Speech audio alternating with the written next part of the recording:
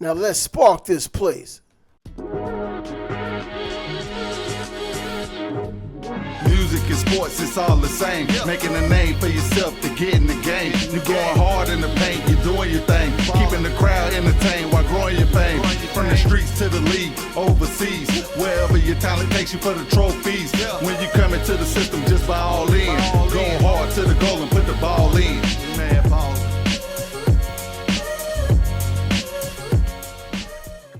Yo, this is Trav with Trav's Mad Ballin's podcast. This is our 7th podcast. What do I mean by ours? Scott the G and I normally do this podcast together. Today, I will be doing it solo because Scott the G is not available at this moment. In fact, the real story is this.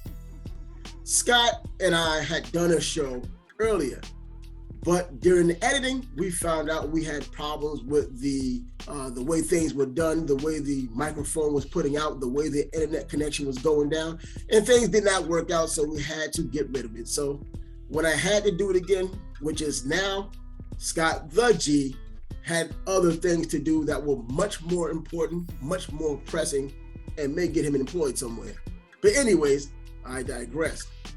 So we're here right now with this podcast. I'm here right now with this podcast. Episode number 7. Before I go any further, if you're interested in this content, if you like this content, do us a favor. We're going to be simulcast on YouTube. So hit the subscribe button. Yeah, hit the subscribe button. Give us a thumbs up. It helps us. It helps the algorithm. It helps get this podcast into the hands of others, so that it could spread the love of basketball. Trav's Mad Ballin is a macro look at the landscape of basketball, not just NBA, not just college, not just high school, but basketball as a whole. If you're a woman, we're talking basketball eventually with women. If you're a man, you already know how we get down. So in any event, hit the subscribe button, give us the thumbs up. Also, download our podcast on SoundCloud. That's our platform. SoundCloud, the App Store, and Google Play is where you could find this download. All right. First and foremost, we do have some topics, or I have some topics to talk about today as usual. Yeah, it is the NBA, and there is some college basketball involved. But before I do that, I think I need to let you all know what Scott and I bring to the table.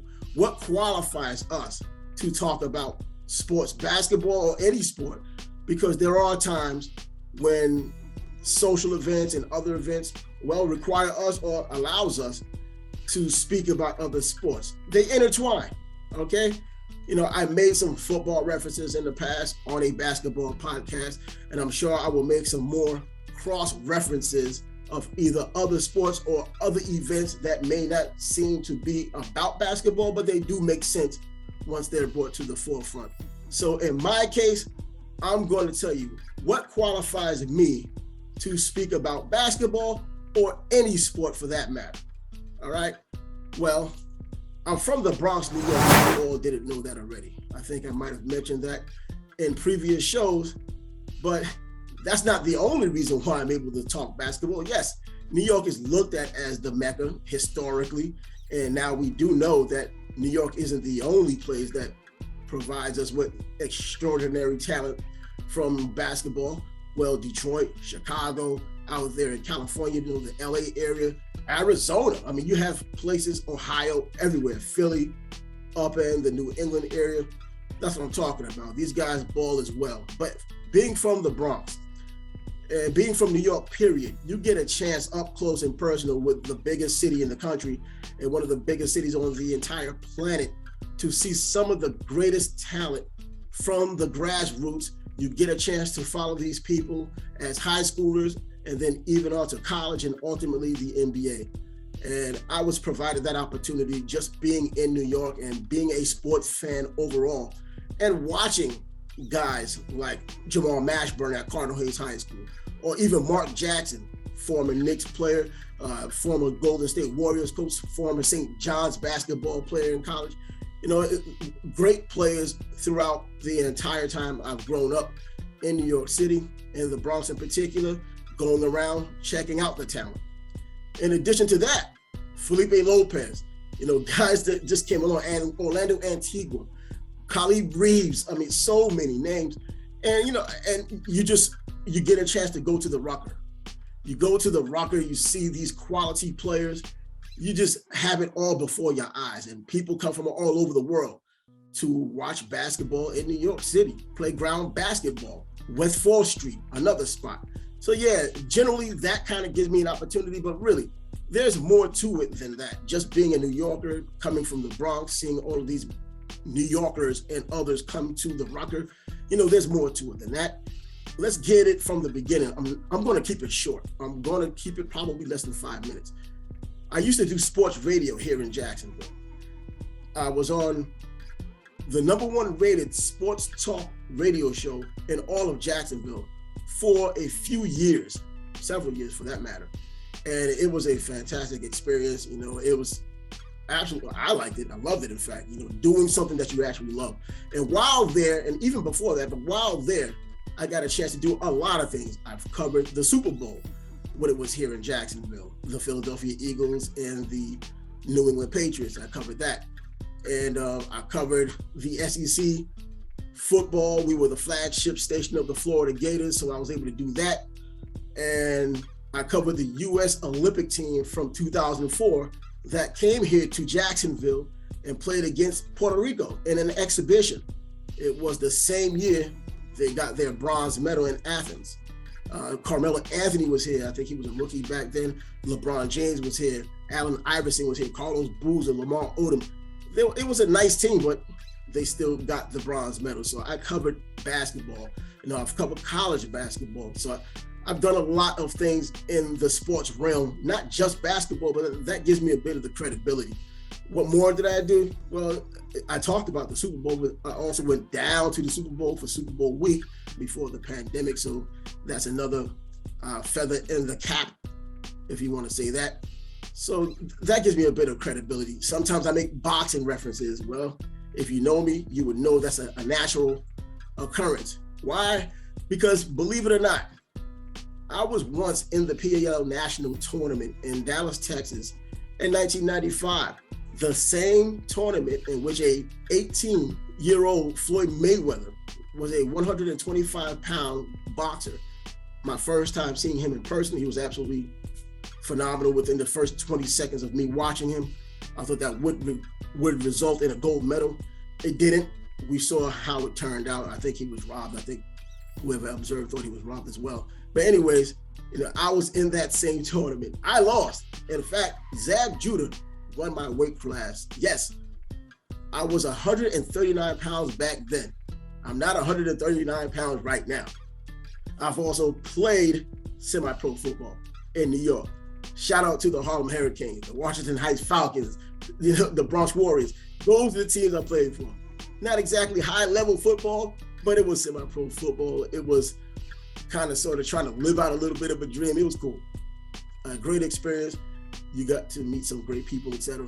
And it was all good like that. So yeah, that's the crossover and things that I have done. I was also the head boxing coach for the University of North Florida. Yeah, it's a basketball podcast, but I think it requires some mention because over 300 people came through the doors in the time that I did that, from 2005 till 2010. And only 8 participated in real competition for me. And those 8 guys who pretty much survived to get to that point and compete, absolutely phenomenal guys. They're successful in life. They were successful in the boxing ring.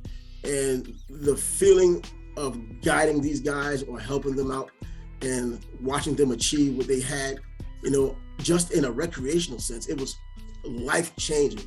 I still feel it. I keep in touch with the majority of them, if not all of them, at some point or another right now. I know my 5 minutes is kind of flying on by, but I just wanted to give you a little bit of depth and the reason why I do what I do. I also was a boxing manager at one point. I went overseas with a boxer that I was managing in Finley a couple of years ago. So it was, I lived a pretty eventful life. So yeah, sports has been my life. If you have not realize that by now. Sports has been a huge part of what I've done for decades now.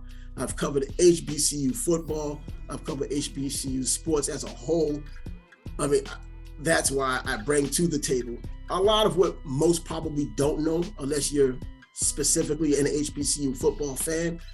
I can go around the entire gamut of football and basketball and baseball when baseball comes around, and boxing, all of that.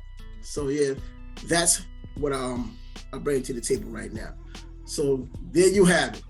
Those are the things that I've done that kind of qualifies me. You can decide if that does qualify me or not to do what it is I've been doing. And by the way, I wanted to do a basketball tournament this coming summer, July 2022. And because of COVID and the unpredictable nature of the new variants and other variants that may come, I just couldn't put forth the effort and investment that's required and have it disrupted or even eliminated without knowing.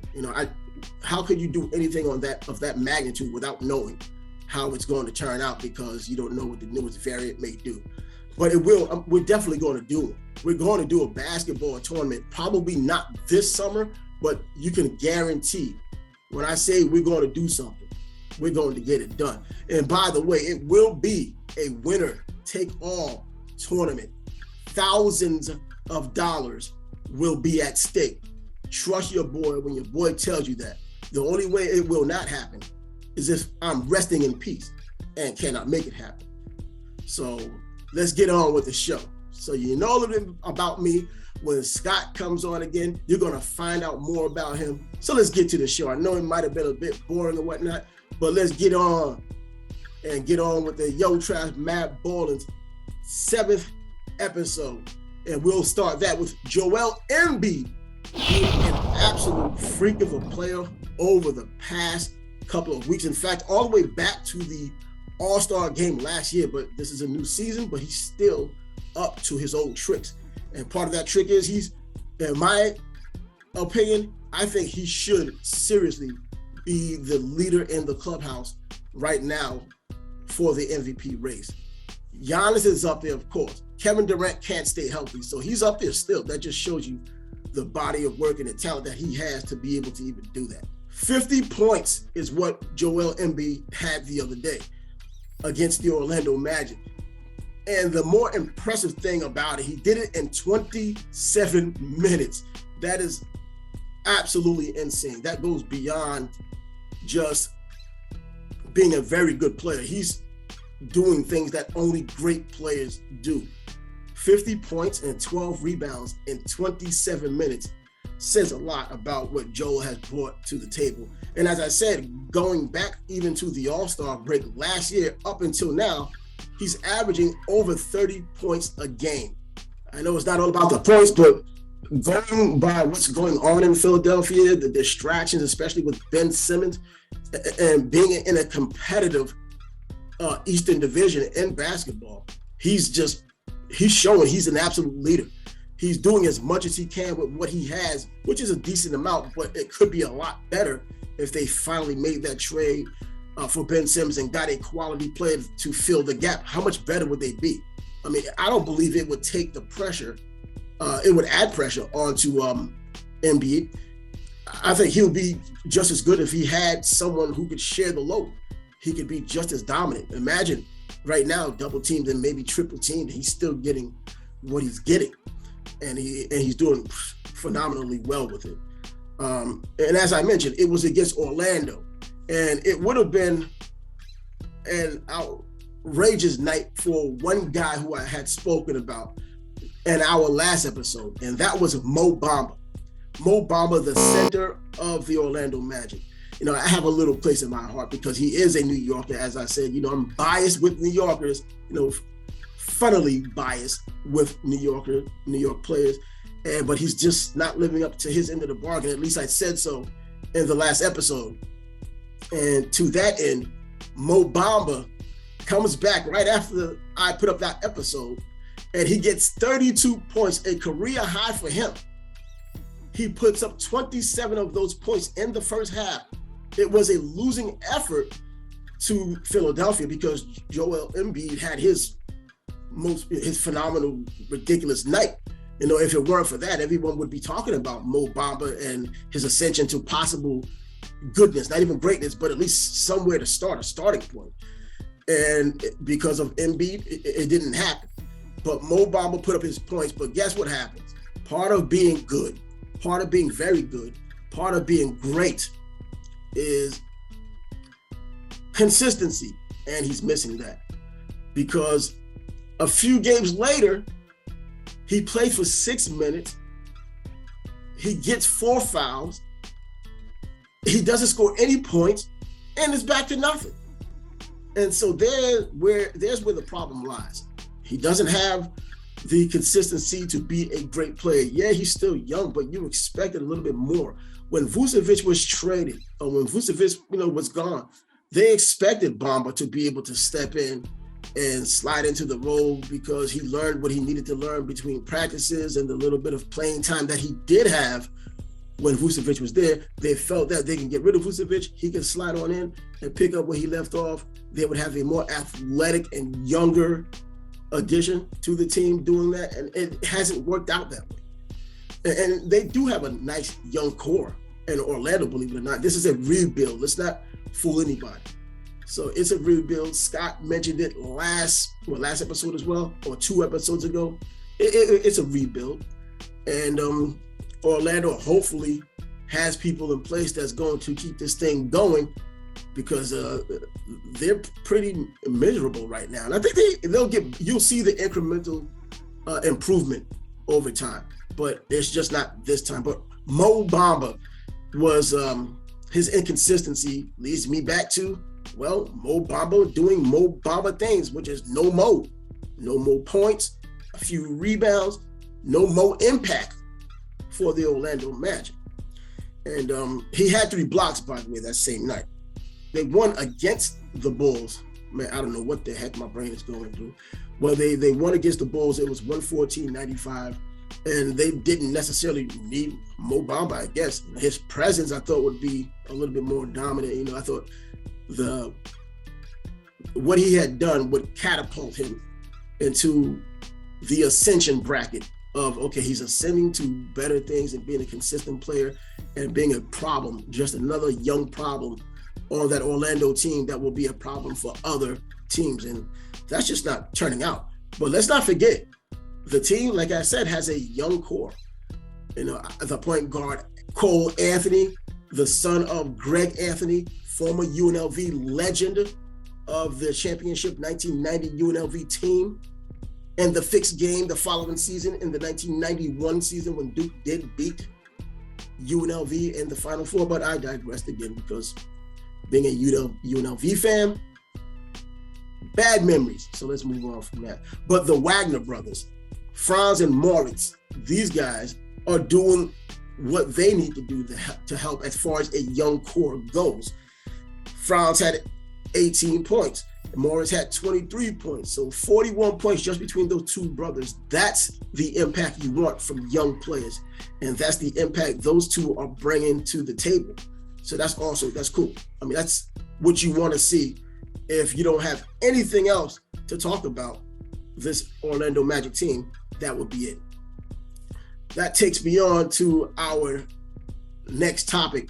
I keep saying our. See, I'm a team player. I say our. I don't say me. I'm not selfish or narcissistic like that. If you know me, you may differ.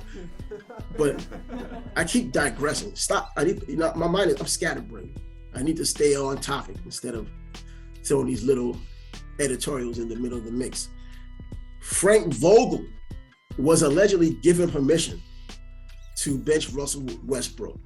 Russell Westbrook has had a tough season. I mean, I didn't believe he was a great fit for this team anyway, his game and the way he needs to be around these other players. Let's not get it twisted. These guys are not in their prime anymore. They will all go to the Hall of Fame. I'm talking about LeBron James, likely, if Anthony Davis can stay healthy, he has Hall of Fame potential. Westbrook will be in the Hall of Fame. Carmelo Anthony will be in the Hall of Fame. Dwight Howard will be in the Hall of Fame. You have so many players on that team that will be in the Hall of Fame, but neither of these players, including the leader of the team, LeBron James, are in their prime. None of them, other than AD, and he can't stay healthy. LeBron is averaging over 29 points a game in his 19th season in the NBA, and he's not in his prime. So that's a testament to him. But going back to Russell Westbrook, Frank Vogel was given permission to bench him, which is absolute, I don't know if it's insanity, but in this day and age, players get paid so much, you just can't sit the guy. And he didn't sit him down for the entire game. He sit him down at the end of the game. He just, sat him down. His shooting percentage wasn't that great, and it hasn't been. And sometimes teams leave him alone and let him shoot himself out of the game. And his shooting percentage suffers because of it. In fact, if you look at his overall percentage, he's actually better than Steph Curry at the moment. But the point is, Steph Curry, even though his shooting is down from what it would normally be, we know what Steph Curry has to go through in order to make it happen for himself. We know that Steph Curry is doubled and triple teamed. He has to run around the entire court all the time, always pressure, and still gets off the shot. So if it goes down a few percentage points, it's noticeable, but it's still Steph, and it still goes in a lot of times. With Westbrook, like I've mentioned, you're not necessarily allowing him, you're not really pressuring him. He's by himself. They're like, he'll miss. And guess what? He does. He'll miss the 3-point. So there's something to be said about that. And there's talk about him getting traded. I think I heard one trade for John Wall down in Houston. That's just one of the rumors at the moment. And injured John Wall, we know his history. He's an absolutely talented guy. He's always been talented. But if you're talking about guys who can't stay on the court, that's your guy right there. He's still trying to prove at this point in his career that he could be that kind of player you can rely on. So if they did trade him to the Lakers, would he be a great fit there? I don't know. I really don't, because Kevin Love mentioned how difficult it is playing with LeBron. Not that LeBron is a difficult player to get along with, but he was talking about the scrutiny you get as a teammate when you're on the same team with LeBron James. And I can believe it, because all eyes are on LeBron, good eyes, bad eyes. Doesn't seem to be a gray area. So if you're screwing up, and if he happens to look at you in any way, now that becomes the new headline and the new story about how you may be a problem. So I can feel that pressure part. But John Wall coming to the Lakers, if it's possible, we'll see. There's been a lot of trade talk going on. Even James Harden at one point they were talking about him getting traded or signing, when all of these contracts end up there in New Jersey. Brooklyn, New Jersey. Guys, see, the brain is not working. It must be those punches to the head that happened over the years. You never know. But either way, John Wall possibly going to the Lakers. We'll just see how it unfolds. And staying on the West Coast, we could talk about, Klay Thompson. We was happy that he was able to come back after over 900 days out of the NBA. And Klay hasn't been the same. We know that. But I think it's unreasonable to think that he was going to be a lot of what he was before he had gotten injured. He had an Achilles injury. He had a knee injury. And those are devastating injuries all on its own. I know technology today allows you to recover faster and get back to your old self. I mean, one of my football references, Adrian Peterson years ago blew out his knee. He only came back in a game like football, which is extremely a collision sport, more than just physical. He was able to come back and get over 2,000 yards rushing at the most demanding position on the football field. So technology has its way in today's medicine to kind of put guys back together again, like the $6 million man, Steve Austin, astronaut, man, barely alive. But anyway, that's what I'm talking about right here. And Klay is just not doing as well as some people have been unrealistically expecting. Klay has a sore knee right now, and he's been sitting games or has sat a game because of that sore knee. That's to be expected. It was nice watching those videos of him shooting all of these 3-pointers for the last couple of years, shooting 3-pointers like butter, and then getting into a game when these world-class athletes are competing against you and they know that that Achilles and that knee is a problem. So they put a little bit more pressure on you than they would put on your teammates, even probably Steph Curry, because they know that you will wear down. And they have to do the time management thing. So you got to get them back cardiovascularly, and then you have to get them back physically, all of those things. And it's going to take time. And during that time, your knees will swell up and you'll have a problem with it. And the Warriors are 5-5 in their last 10 games. And they had a 2-game losing streak going into, now this is Thursday, last night's game. And he's not, I don't believe he's going to be a huge factor right now. I think rest-wise, in this resting culture we do have in basketball, he could sit a little bit longer now and get his cardio back up during practice and get his knee as close to well as he can during that same time period. And then when the playoffs come, unleash him so he could blow his wad and still have the off season to rest up if he needs to. And I think he'll be more effective in that capacity. Good luck to Klay as he continues to move forward and try to reach his potential. Again, it's going to be difficult. This guy was on the cusp of Hall of Fame, Hall of Famedom, being easily a Hall of Famer too. Man, injuries may have disrupted his career so much so that the longevity that you probably need for Hall of Fame mention may just go. It all depends on what he does from here on out. So I'm not going to completely write him off, but at the same time, it's going to be difficult.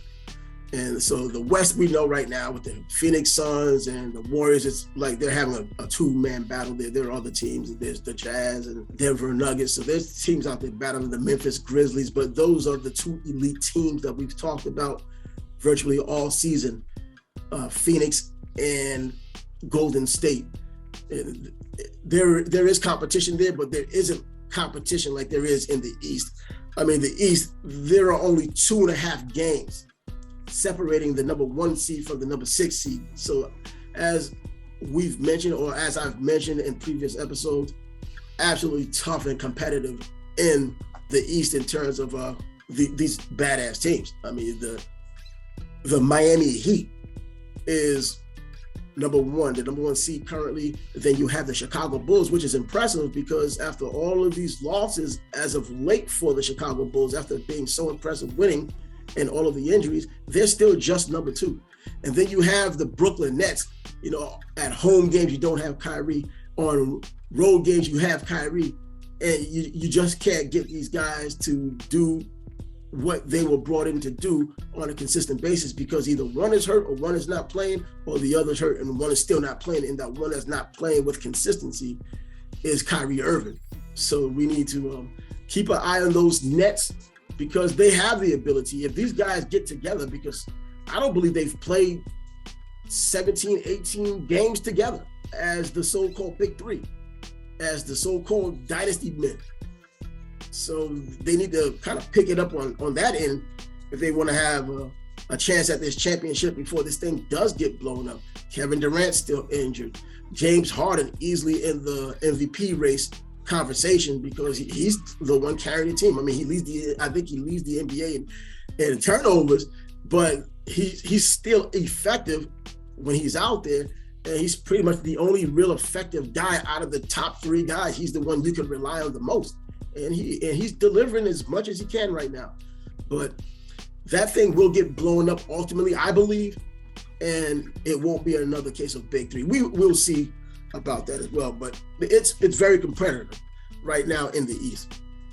And from that, speaking of the Bulls had their injury situation, and it has a lot to do with Lonzo Ball. He decided to go with the surgery, so he has a partial tear in his meniscus.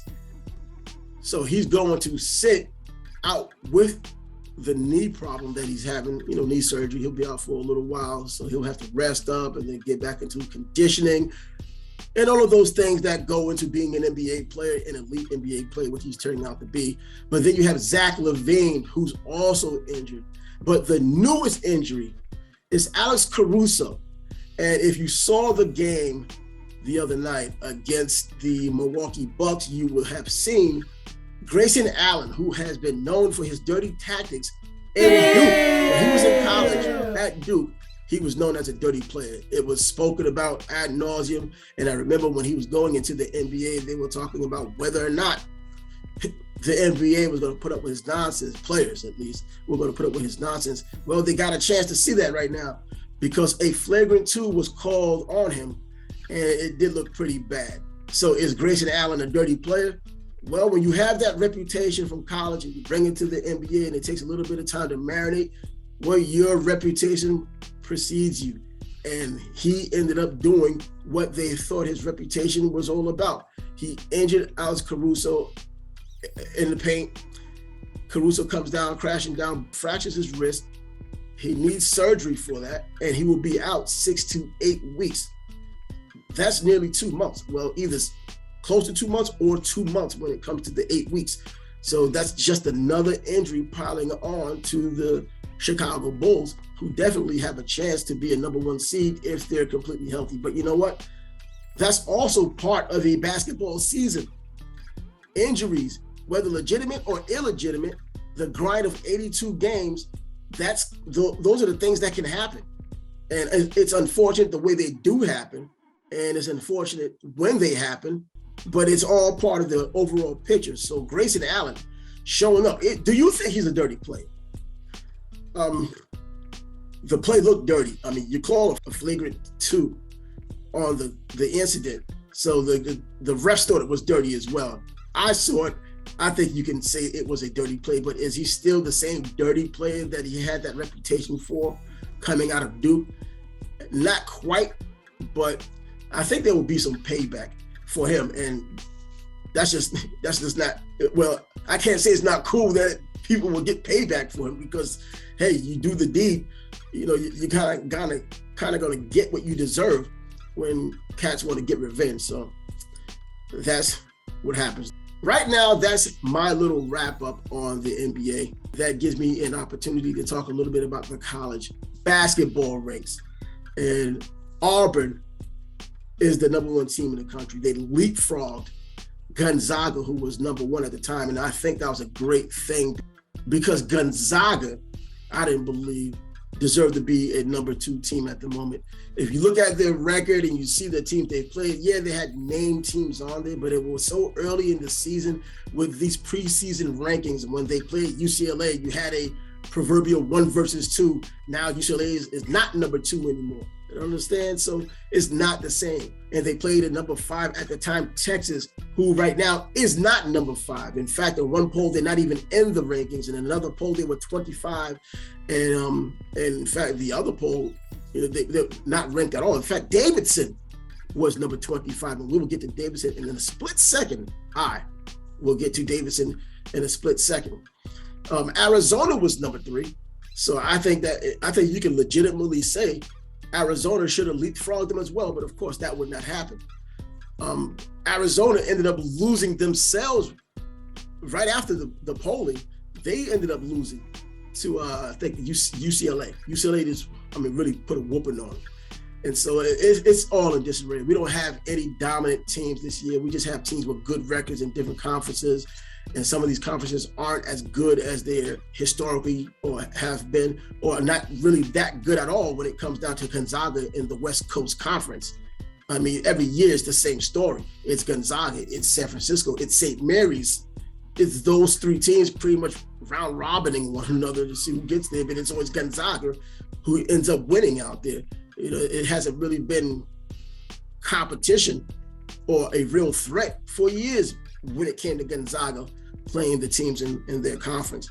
So, I think Texas is fraudulent. I always have, even when Shaka Smart was there, I thought they were a fraudulent team, man. For a state with so much talent and overall athletes, football, basketball, track and field, you would expect a better job from in-state recruiting, and then you can cherry pick because you're Texas, places like New York, places like Chicago, places like Baltimore.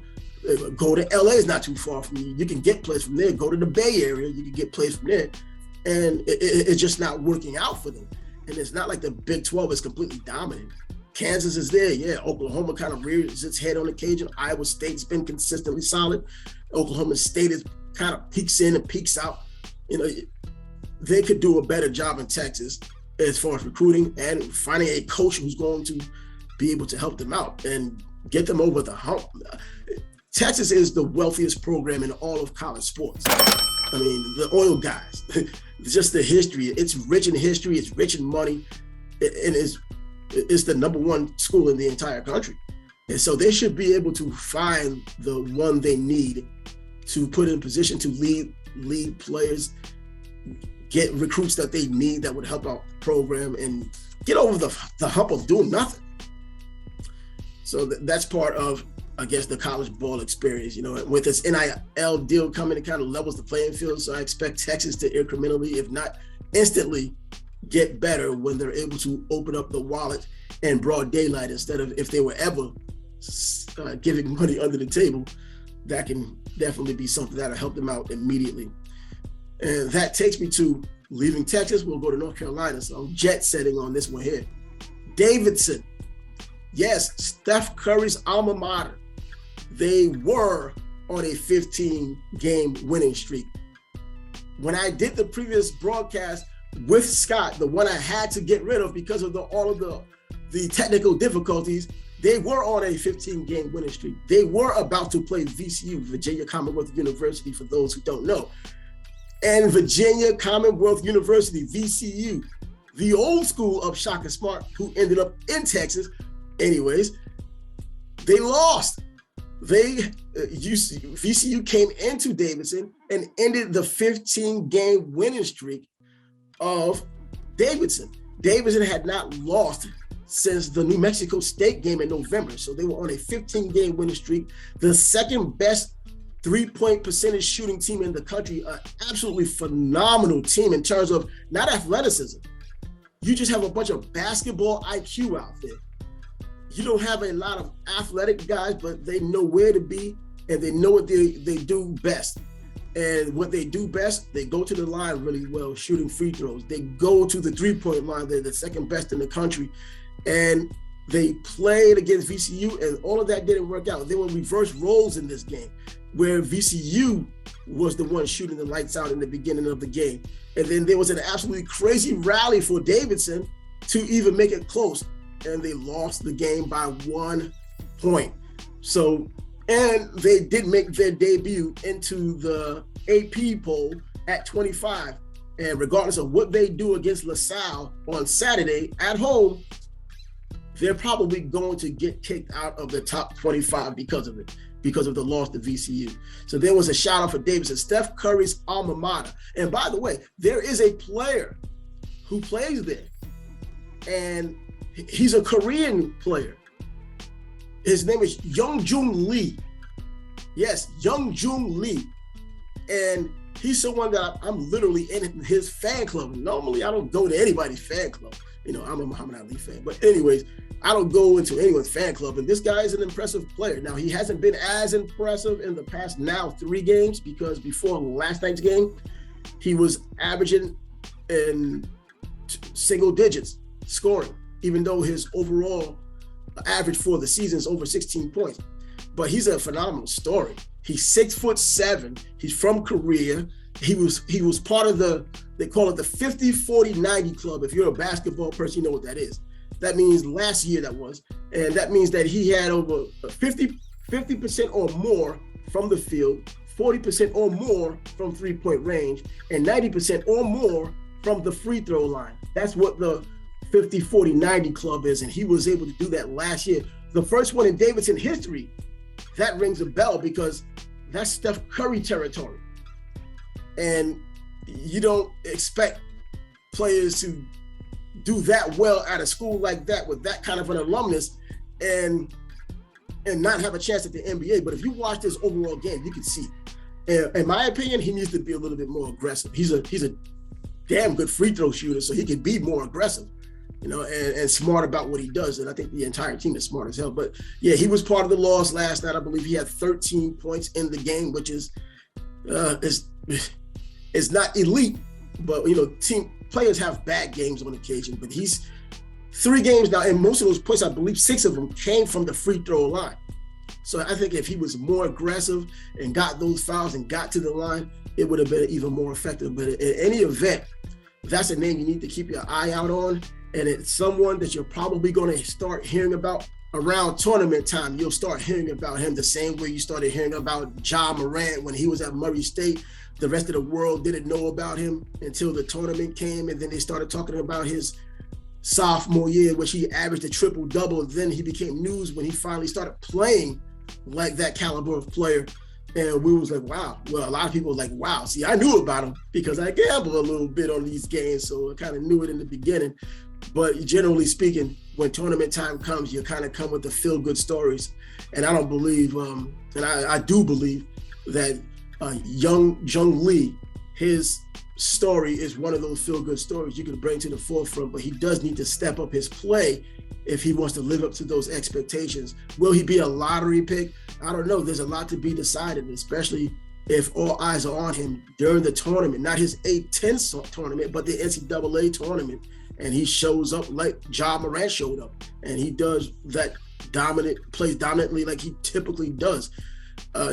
You'll get a chance to know what's going on, and I was going back to the 50, 40, 90 club. Only one player in Davidson history, and it's Lee, who had gotten to that point. There's only been 11 people in total who have been part of that club since 1993. So that lets you know how exclusive it is, how skilled you have to be. And it also depends on the level of ball that you're playing on, because there's 2 players in particular I really liked while they were playing. And Salim Stoudemire, for those who watched Arizona basketball years ago, Salim Stoudemire, man, that guy was a dead-eye 3-point shooter. I thought that he was definitely going to get his chance in the league, in the NBA. He was a 2nd-round draft pick, I believe, and it didn't work out for him. And I was, that was actually something that not upset me, but I was surprised. Typically, when players look that good, it's kind of like, okay, you can see this guy's game transitioning into the NBA. He has that leadership, he has that 3-point shooting ability, and he played some defense, but it didn't work out for him. And then there's another one, Isaiah Williams from Iona. As you know, Iona's my pet team, not just this season, but Iona's been one of the teams I've followed for years, being a New Yorker and them being in New Rochelle right next to the Bronx. I've always kept up with Iona basketball, even Iona football for that matter. And that was cool. I mean, it's nice keeping up with Iona and smaller schools like that. So when you get a guy like Rick Pitino, who now coaches at Iona, you're not late to the dance. You've been a quasi fan or just had yourself a pet project to really like after all of these years. So yeah, 11 players in that elite group of players. And a lot of them didn't go to the NBA, in fact. But hopefully, Hyunjung Lee will be the next one going into the NBA, coming from that elite group of guys. I know I dragged this out a little longer than I would have liked to, but I'm solo, so I gotta just make it roll. Go to YouTube, subscribe to the channel, give us a thumbs up. It helps us, it helps the algorithm, it helps get this kind of content, this video out to those who like this kind of thing. Make sure you hit us up, download it, listen to this at your convenience. It'll help us out all together. So for our next show number 8, I think Scott and I were discussing doing a Mount Rushmore of college coaches. So if you want to join us then and you want to put something in the comments about it, go ahead and do that. Definitely go there and let us know who your 4 best college coaches are. Yours. There doesn't have to be any real consensus to it. Just let us know who you believe belong on a college basketball Mount Rushmore. You don't have to just name someone because you heard they were a great coach. Name someone who you believe is a great coach, but be able to back it up. Be able to make it make sense. Don't just throw something up there because you're a fan. Make it make sense. This is a basketball channel. You have to bring some details to the table. So if you're going to do that, put it in the comments below. And then when we do that show, make sure you put comments in there too to let them know if you agree with what we believe, because I'm sure Scott and I are not going to agree on who we believe are the best 4 coaches in basketball that we know of. For myself, Trav. That's right, I'm Trav. And thanks for joining me on Yo Trav's Mad Ballin's 7th episode. I'll catch you in 8.